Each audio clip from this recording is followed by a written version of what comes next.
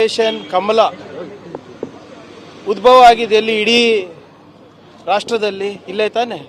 ಯಾವತ್ತಾನ ಬಿಜೆಪಿಯವರು ಸ್ವಂತ ಬಲದಲ್ಲಿ ಕರ್ನಾಟಕದಲ್ಲಿ ಅಧಿಕಾರಕ್ಕೆ ಬಂದಿದ್ದಾರಾ? ಇತಿಹಾಸ ತೆಗೆದು ನೋಡಿ. ಯಾವಾಗಲೂ ಸರ್ಕಾರವನ್ನು ಶಾಸಕರನ್ನ ಖರೀದಿ ಮಾಡೇ ಮಾಡಿರೋದಲ್ವಾ? ಇದ್ರ ಇತಿಹಾಸ ಇದೆ.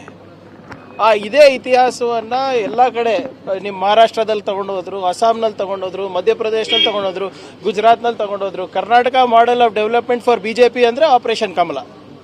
ಸೊ ಆದ್ದರಿಂದ ಅವರು ನಿರಂತರವಾಗಿ ಪ್ರಯತ್ನ ಮಾಡ್ತಾನೇ ಇರ್ತಾರೆ. ಎಲ್ಲೆಲ್ಲಿ BJP ರಾಜ್ಯ BJP ವೀಕ್ ಇದೆ ಅಲ್ಲಿ CBI, IT, ED ಮಾಡ್ತಾರೆ ಫಸ್ಟು.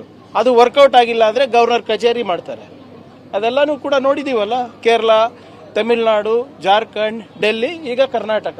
ಸೊ ಒಂದು ಕಡೆ ಶಾಸಕರನ್ನ ಸೆಳೆಯೋಕ್ಕೂ ಮಾಡ್ತಾರೆ, ಖರೀದಿ ಮಾಡೋಕ್ಕೂ ಮಾಡ್ತಾರೆ, IT, ED ಹೆದರಿಕೆನೂ ಕೊಡ್ತಾರೆ, ಮತ್ತು ಗವರ್ನರ್ ಕಚೇರಿನೂ ದುರುಪಯೋಗ ಮಾಡ್ಕೊತಾರೆ. ಇದು ಸಾಕ್ಷಿ ಇದೆ, ಕರ್ನಾಟಕದ ಜನರು ಸಾಕ್ಷಿ ಇದ್ದಾರೆ ಇದಕ್ಕೆ.